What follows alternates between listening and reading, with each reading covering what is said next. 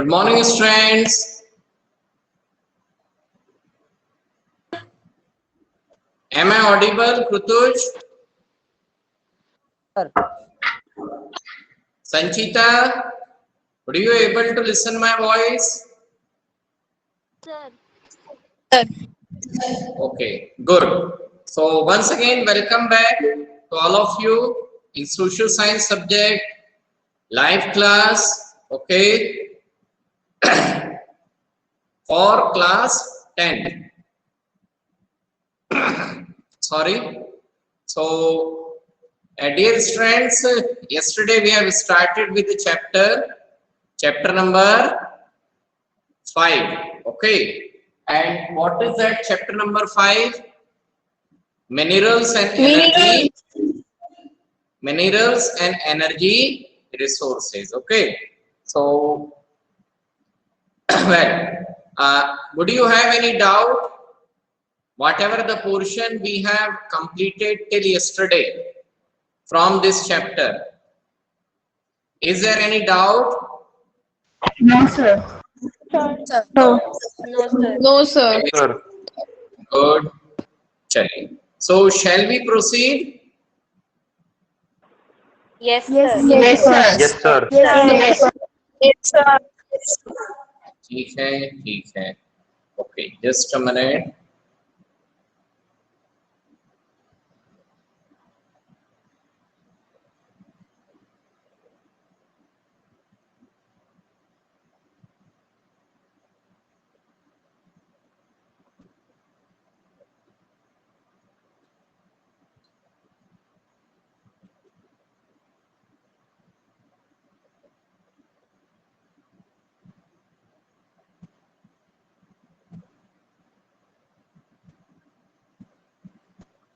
Well, so let me adjust my screen.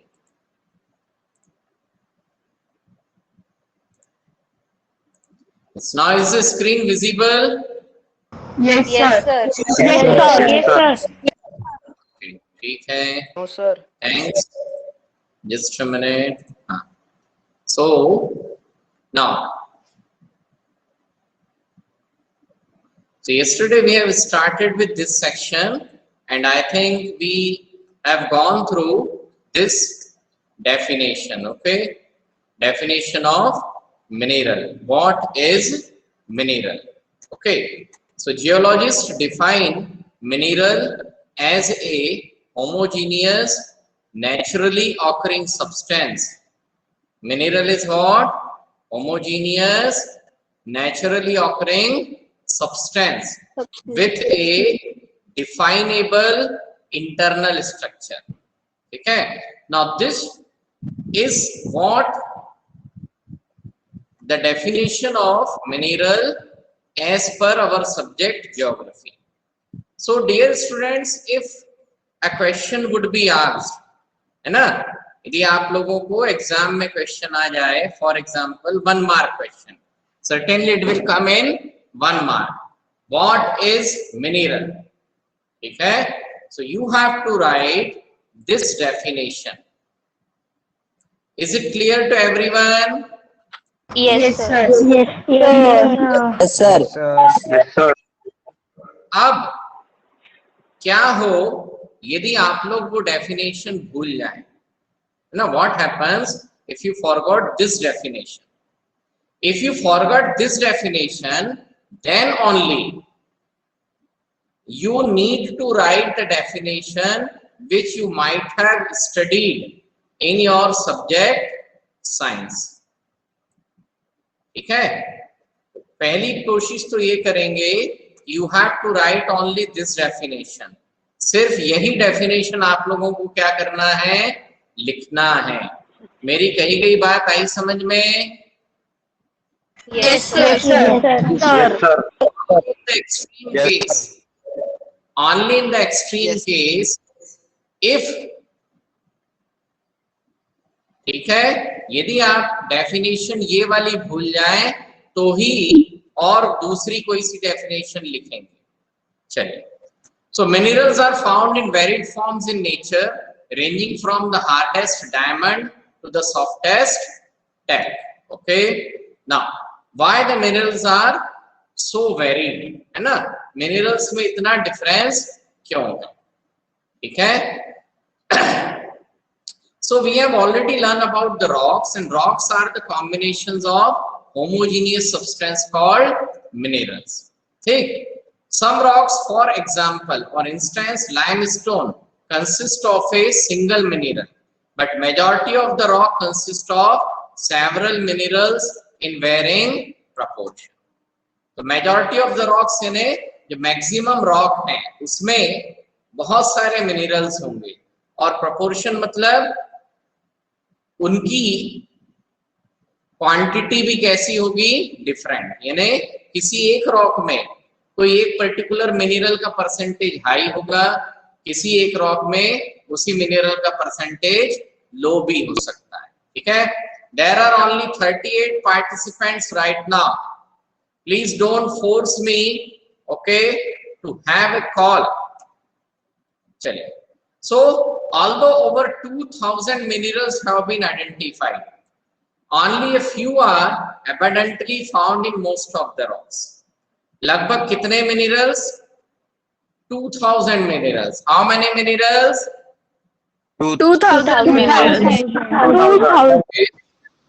Only 2000 are abundantly found in most of the rocks. बहुत कम minerals ऐसे हैं जो maximum rocks में available. A particular mineral that will be formed from a certain combination of elements depend on the physical and chemical conditions under which the material form. This in turn result in a wide range of colour, hardness, crystal form, lustre and density that a ठीक है। तो minerals जो हैं वो different physical और chemical conditions के under में बने हैं, ठीक। अब डिफरेंट केमिकल और फिजिकल कंडीशंस के अंडर में बनने के कारण, ठीक है, ये जो मिनरल्स हैं इनमें क्या होगा, डिफरेंट प्रॉपर्टीज होगी, ठीक है। तो देयर कलर में भी डिफरेंट, मिनरल्स का क्या डिफरेंट होगा, colour. What could be different? color, What could be different? Colors. Yes, beta. Yes, someone wants to say something. No, sir. No. Okay. no You sir, can see there is a difference in the No. color, hardness. Okay, there may be a difference in the color of the particular mineral. Okay, hardness may be different, ठीक है। Lustre मतलब क्या होता है, चमक, lustre मतलब चमक, है ना, चमक। कि चमक। कितनी चमक या ब्राइटनेस अवेलेबल है। So these are the different properties of a minerals, ठीक है।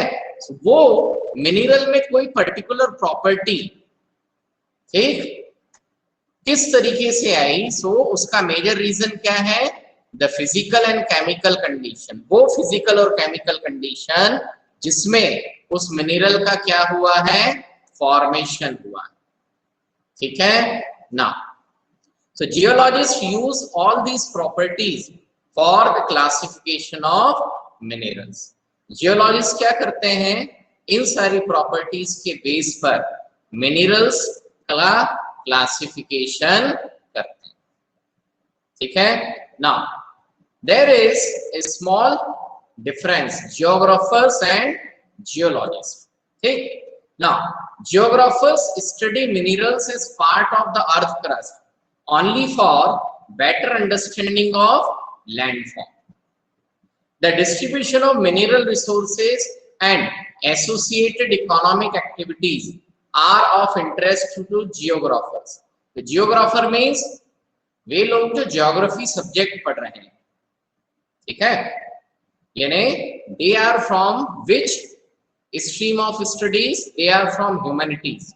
So humanities में जब history, पॉलिटिकल साइंस और ज्योग्राफी सब्जेक्ट लेकर के कोई स्टडी कर रहा है, then the person is known as geographers. अब geographer need to study about the minerals, क्योंकि ज्योग्राफी मतलब जमीन, ठीक। तो वहां पर ज्योग्राफी में क्या होगा, यानी ज्योग्राफर जो है वो बेसिकली क्या करेगा, he only deals with the distribution of mineral resource।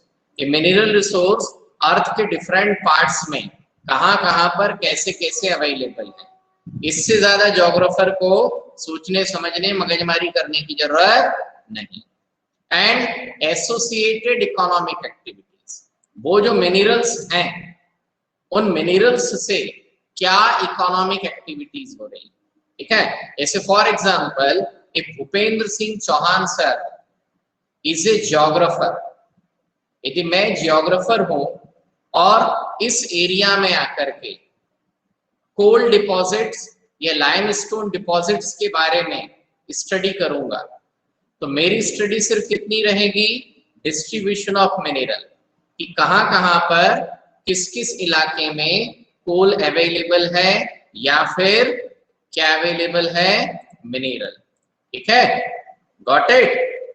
और associated economic activities, associated economic activities मतलब लाइमस्टोन का कहां यूज हो रहा है, कैसे यूज हो रहा है।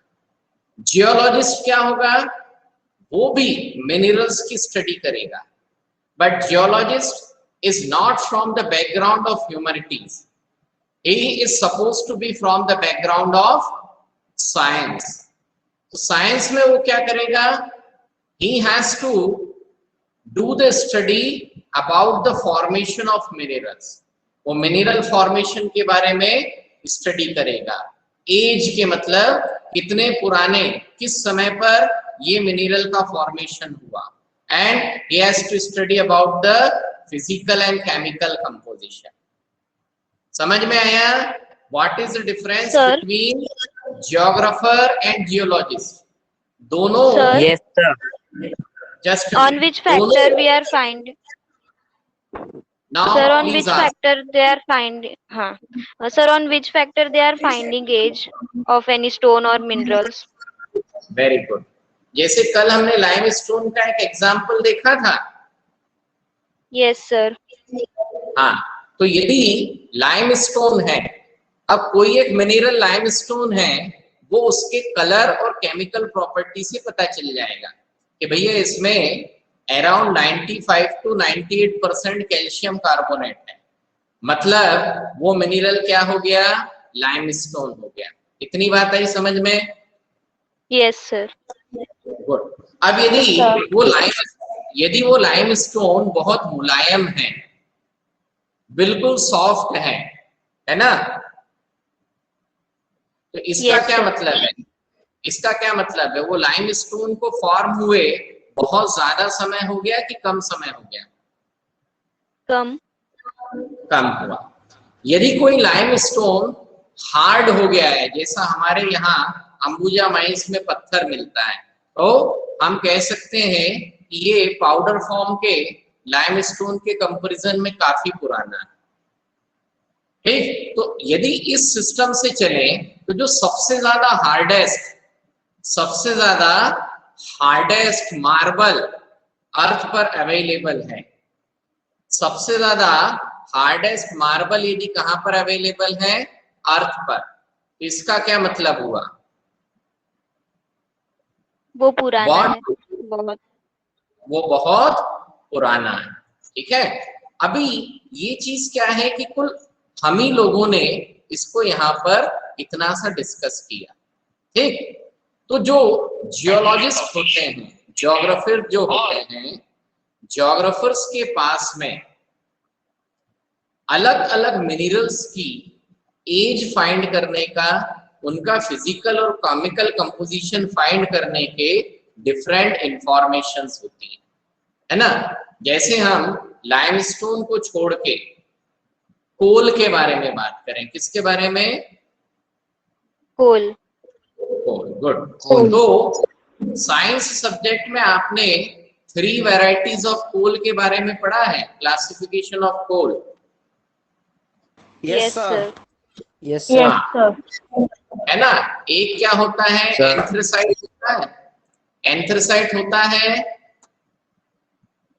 Yes sir. एंथ्रेसाइट, मैग्नेटाइट और एक क्या होगा? No, that is from iron.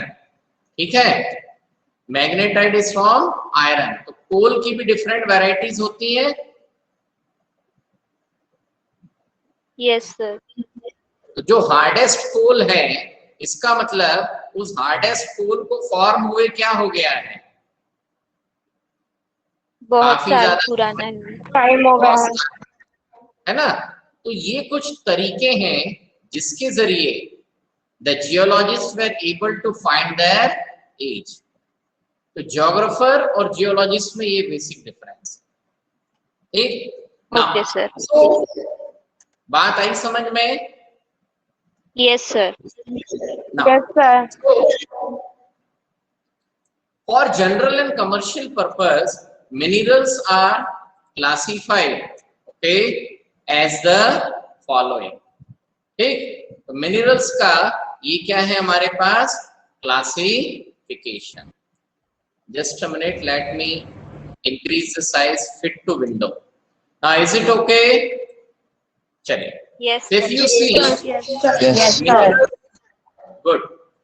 Minerals can be classified as metallic mineral, non-metallic mineral and energy mineral. ठीक है, तो ये हो गया broad classification.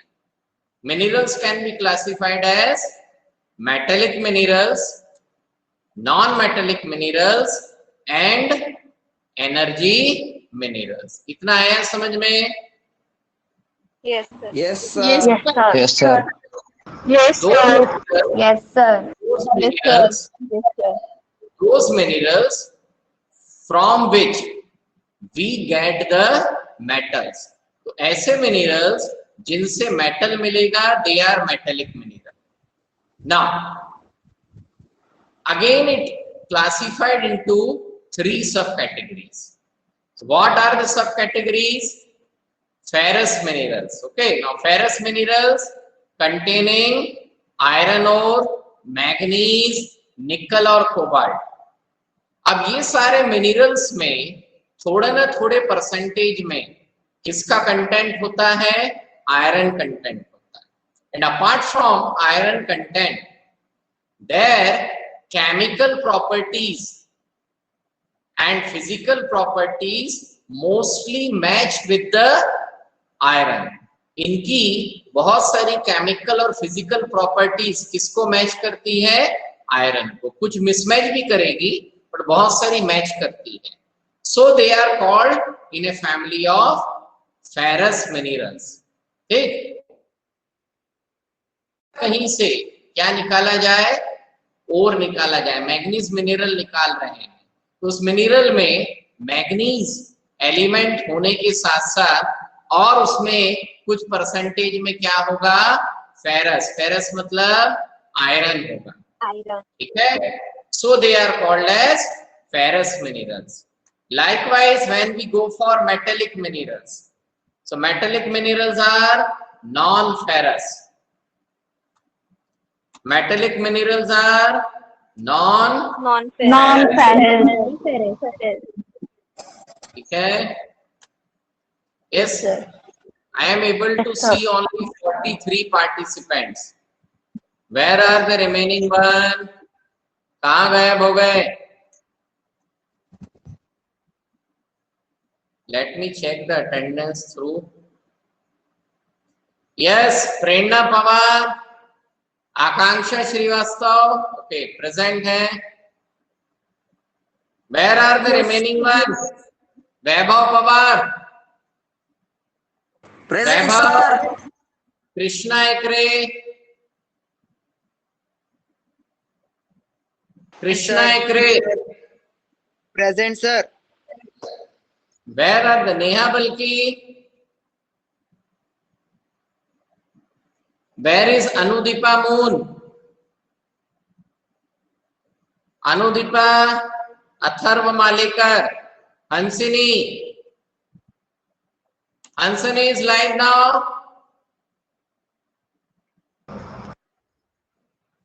Manish Vidhate, Manish Vidhate, present sir. Okay. Sahil Kinnake, why only 42 are right now live? It is 11:02. Would they are planning to join late?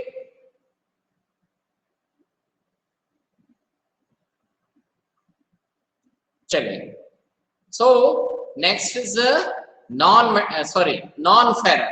Non-ferrous means ऐसे mineral जिसमें iron content बिल्कुल भी नहीं होगा. So they are copper, lead, tin, bauxite, etc. Okay. Then precious metals. So which are the precious metals? Gold, silver, platinum. Okay. Now precious मतलब ऐसे metals जिनका use jewellery वगैरह में होता है. Okay, they are considered here as a precious metal. उनको यहाँ पर क्या बोला गया है? Precious metal.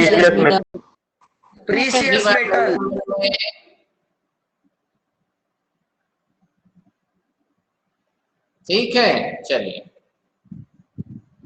चलो. Then non-metallic minerals are mica, salt, potash, sulfur, granite, limestone, marble, and sandstone. And then after energy minerals, that is which we use to obtain energy. Okay, so coal. Prerna Pawar.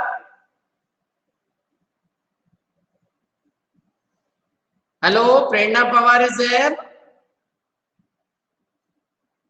Hello. Hello. हाँ, Chauhan sir बोल रहे हैं. प्रेरणा पवार है क्या? हाँ sir. हाँ, join the Teachmint class right now. Yes sir.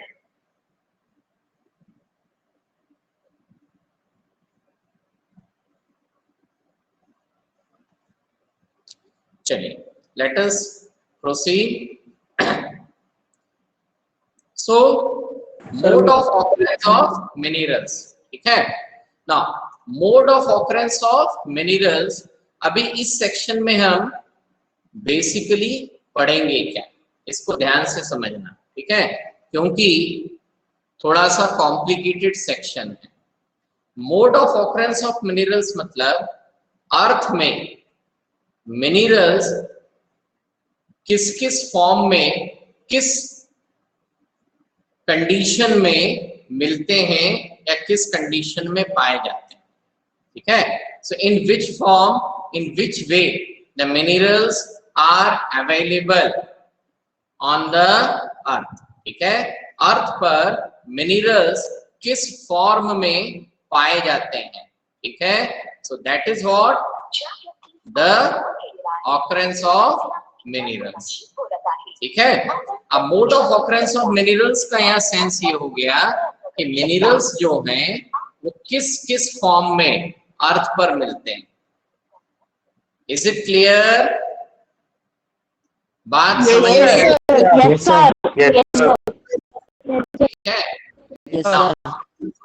How do we find minerals on earth? Earth पर minerals किस फॉर्म में पाए जाएंगे. ठीक, ये होता है mode of occurrence of minerals. Now so where are the minerals found? Minerals are usually found in ores. Minerals किस में मिलते हैं? Where do we found minerals? और इन साइंस सब्जेक्ट, साइंस में आप लोगों ने कभी व्हाट इज ओर, ओर की डेफिनेशन पढ़ी है?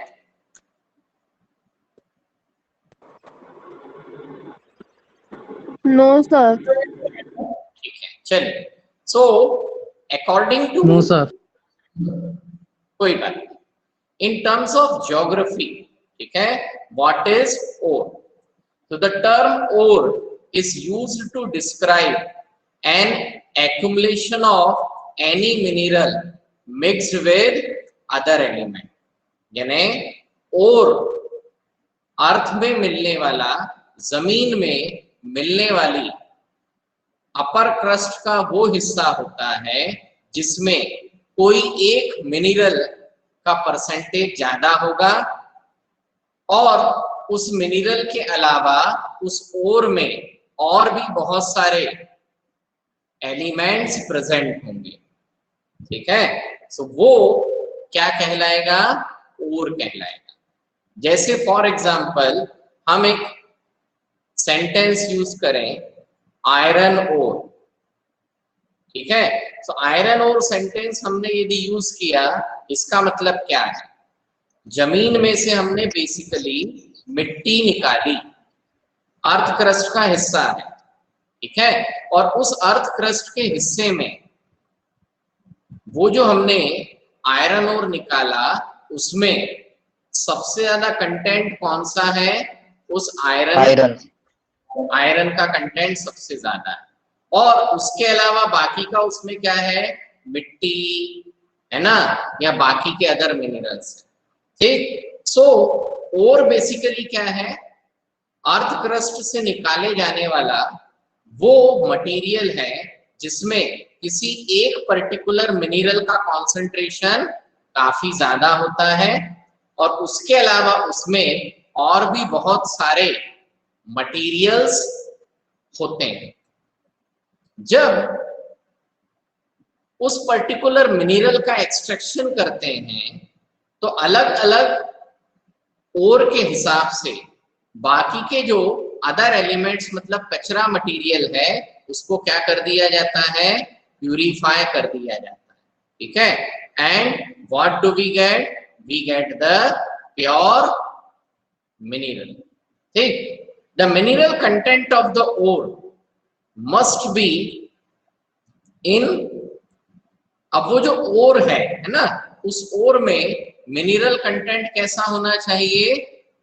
Must be in sufficient concentration, okay, to make its extraction commercially viable. कहने का मतलब वो जो ओर निकाला जाएगा, उस ओर में उस पर्टिकुलर मिनरल का कंटेंट, मिनरल की मात्रा कैसी होनी चाहिए? सफिशिएंट होना चाहिए। जब सफिशिएंट क्वांटिटी में वो मिनरल प्रेजेंट रहेगा तो उस ओर को निकालना कमर्शियली वायबल मतलब फायदे का सौदा है ना। अभी उसको मैं एक एग्जांपल के जरिए समझाता हूँ। ठीक, now is my voice is audible to everyone? Yes, sir. Yes, sir.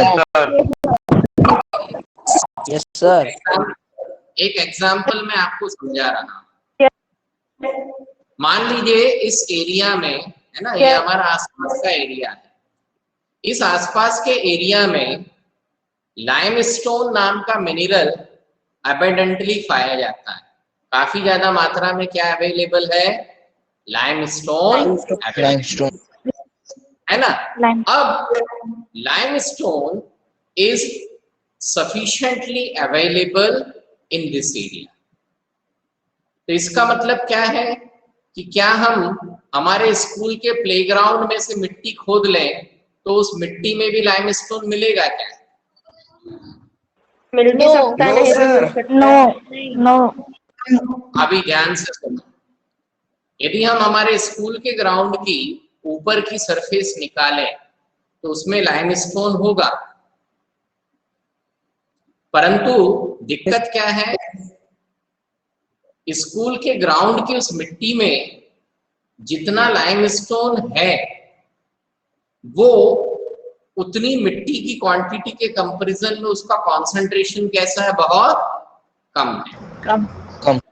उतनी मिट्टी में लाइमस्टोन मिलेगा, उतनी मिट्टी में लाइमस्टोन मिलेगा, परंतु उसका कंसंट्रेशन यानी लाइमस्टोन की क्वांटिटी बहुत कम है।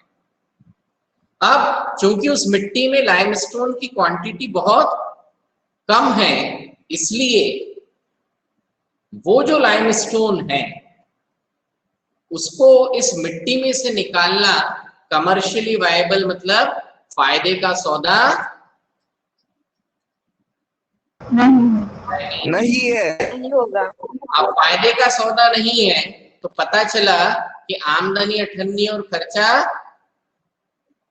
रुपया रुपया रुपया भैया तो आमदनी 98 और खर्चा रुपया का सेंस ये हुआ कि ओर जो होता है किसी भी मिनरल का ओर, तो मिनरल का ओर है इसका मतलब उस ओर में उस पर्टिकुलर मिनरल का कॉन्सेंट्रेशन सफिशिएंट है, इतना ज्यादा क्वांटिटी में वो मिनरल उस ओर में से मिल रहा है कि पूरा एफर्ट लगाने के बाद में जो फाइनल प्रोडक्ट हमें मिलेगा उसकी वैल्यू इस पूरे इन्वेस्टमेंट के कंपैरिजन में कैसी है, काफी ज्यादा है, सफिशिएंट।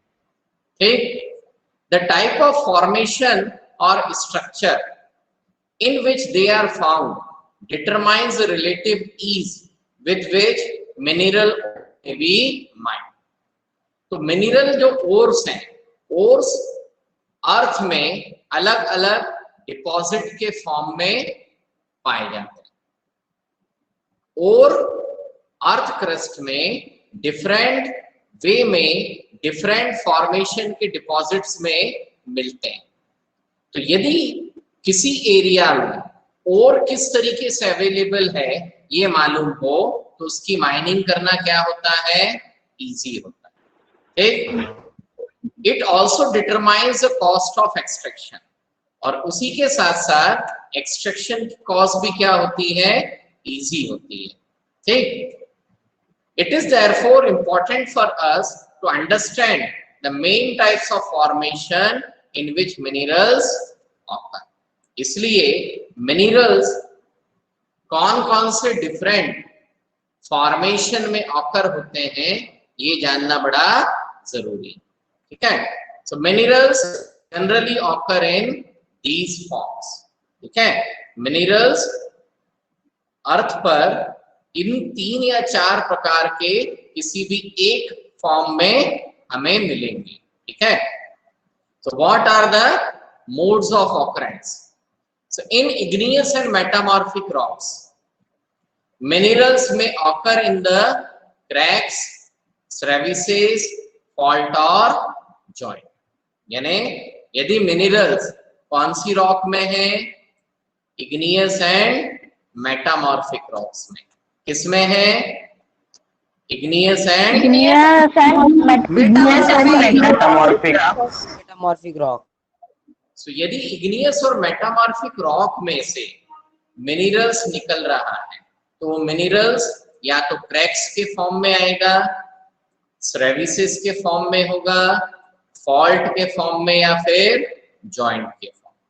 ठीक, the smaller occurrences are called veins. यदि कम मात्रा में मिल रहा है, मिनरल मिला परंतु उसकी क्वांटिटी कम है, so the occurrence in less quantity is veins, okay, and occurrence in large quantity is lodes. ठीक है, तो less quantity है तो veins कहलाएगा, large quantity है तो lodes कहलाएगा। इतनी बात है समझ में? Yes, sir. yes sir Yes, sir. Good, just a minute. Let me check the video presentation.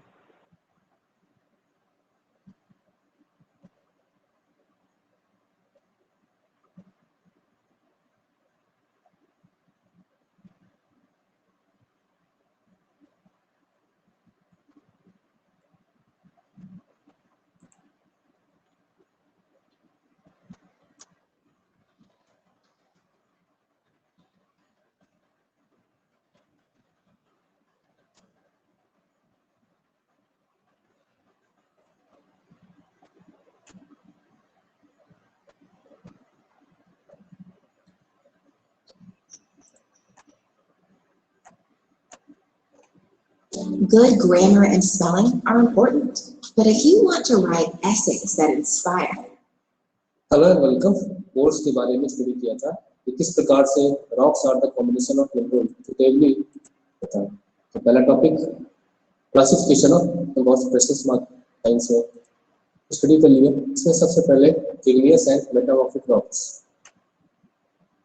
Just a minute. Yes.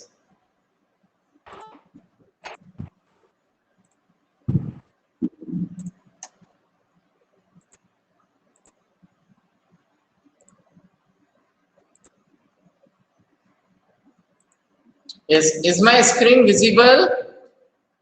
Yes, sir. Yes, sir. से बनता है और यही इनके साथ भी है, लेकिन फिर भी हम इन्हें एनर्जी मिनरल्स कह सकते हैं। कोल को बायोजेनिक रॉक कहा जाता है। ये क्लासिफिकेशन हमने स्टडी कर लिया कि मिनरल्स जनरली 3 कैटेगरी में डिवाइडेड है, metallic, non metallic and energy minerals. और मेटल में भी 3 कैटेगरी बनाई गई है। Ferrous means with iron content, non ferrous means without iron content and precious stones, और ये बहुत रेयर है। इसके बाद हम इंपॉर्टेंट टॉपिक उठाते हैं कि in which formations minerals are found on earth. ये टॉपिक मोड्स ऑफ अपीयरेंस और forms in which minerals are found. इसमें सबसे पहले इग्नियस एंड मेटामॉर्फिक रॉक्स। आपने छोटी क्लासेस में स्टडी किया होगा किस प्रकार से अर्थ की मेन 4 लेयर्स होती है। ये डिफरेंट लेयर्स को शो करते हुए फिगर है, और इसमें जो इनर पार्ट है, इनर कोर, वो सॉलिड है। इसके बाद जो आउटर कोर है वो मोल्टन स्टेट में है, और सबसे बड़ी लेयर है वो मैंटल की है। इसकी थिकनेस सबसे ज्यादा है, और सबसे ऊपर मिलता है अर्थ क्रस्ट, जहाँ से हम मिनरल्स को माइन करते हैं और मिनरल्स हमें अवेलेबल होते हैं। और इस अर्थ क्रस्ट का लगभग 95% हिस्सा इग्नियस रॉक्स, जिन्हें हम अग्नेय चट्टानें कहते हैं, और जो मेटामॉर्फिक रॉक्स हैं जो आपने पिछली क्लासेस में पढ़ा होगा, उन रॉक्स जिन्हें हम रूपांतरित शैल कहते हैं, मीन्स अग्नेय शैल और रूपांतरित शैल। 95% तो इन्हीं से कवर हो जाता है। तो निश्चित है कि मिनरल्स का भी ज़्यादा से ज़्यादा हिस्सा अग्नेय यानी कि इग्नियस और मेटामॉर्फिक रॉक्स में ही पाया जाता होगा, इन्हीं में इनका फॉर्मेशन होता होगा। तो हमारा पहला पॉइंट यही होगा, लेकिन हम यहाँ बता दें आपको कि जो अर्थ क्रस्ट है वो डिफरेंट प्लेट से बना हुआ है। प्लेट टेक्टोनिक थ्योरी आपने पढ़ी होगी 9th क्लास में, और वो इन्हीं मेंटल के ऊपर, क्योंकि इसका मूवमेंट होता रहता है, मोशन में रहता है ये बोल्टन रॉक फॉर्मेशन इस लेयर में, लेकिन इनका मोशन बहुत ही धीमे धीमे होता है। मीन्स जैसे फिंगर नेल्स ग्रो होती है उस हिसाब से, और प्लेट्स इस पर मूव करती रहती है, इसलिए कभी कभी अर्थक्वेक्स और मेंटल लेयर में। तो आइए सबसे पहला topic igneous and metamorphic rocks, अग्नेय और रूपांतरित चट्टानें। Minerals are found in cracks, crevices, faults and joints. और फॉल्ट्स और जॉइंट्स आपने पढ़ा होगा प्लेट टेक्टोनिक थ्योरी को स्टडी करते वक्त कि 2 लेयर्स है, और मान लीजिए इसमें से कोई एक लेयर नीचे खसक गई इस टाइप से, और इसके अलावा 2 चीजें आपस में आके जुड़ रही हैं, तो इनके बीच में जो गैप हो आ जाते हैं। और इसको समझने में कोई प्रॉब्लम भी नहीं होनी चाहिए, क्योंकि अभी हमने देखा था कि इग्नियस एंड मेटामॉर्फिक रॉक से ही क्रस्ट बना हुआ है 95%, और मोल्टन रॉक जब कूल डाउन होता है तो जहाँ उसे जगह मिलती है सेटल हो जाता है। When minerals are in the molten liquid or gaseous form, और जब वोल्केनोज इरप्ट होते हैं तो गैस भी निकलती है, वाटर भी निकलता है, और मोल्टन फॉर्म में जो रॉक मैटर होता है वो भी ऊपर की तरफ आता है। और जैसे ही ऊपर उठते हैं अपवर्ड्स, तो धीरे धीरे कूल डाउन होना शुरू होते हैं और सॉलिडिफिकेशन का स्टार्ट हो जाता है, जिसे प्रेसिपिटेशन भी कहते हैं। मीन्स जो मिनरल्स होता है वो सेटल डाउन होना शुरू हो जाता है, और जहाँ उसे जगह मिलती है वहीं सेटल होना शुरू हो जाता है, जमना शुरू हो जाता है। और इन्हीं के 2 फॉर्म यहाँ दिए गए हैं कि जहाँ पर थोड़ा कम जमा होता है वो वेल्स, और जहाँ पे ज़्यादा जमा होता है वो loads. For example tin, copper, zinc और लेड का दिया गया है। इसको हम एक बार एक डायग्राम को समझने की कोशिश करते हैं। तो ये है अर्थ क्रस्ट। अब यहाँ से जब मैग्मा निकलता है, मीन्स की जो मोल्टन फॉर्म में जो कंडीशन में रॉक पाए जाते हैं मेंटल लेयर में, और जो इनर कोर की जो आउटर लेयर है, तो लो स्लीपिंग रॉक्स तो हमारे हो गए मेटामॉर्फिक रॉक्स जो लिक्विड। इज इट क्लियर बेटा कि वेन्स और लोड्स क्या बनेंगे? Yes, sir. Yes, Yes, sir. Yes, sir. It is already Yes, sir. Yes, sir. Prerna Pawar. Yes, sir. Now you have to attend the class on regular basis. Is it clear? Yes, sir. And what is the class timing? 10:40 to 11:20. 10:40 to 11:20. Okay, and today, as I can see, the maximum peak present was only 43. So after the completion of the class, okay, the attendance would be finalized, and I will call each and every student, those who are absent today. Okay, and today I will directly talk to their parents. So that's all for today live class, friends. Thank you.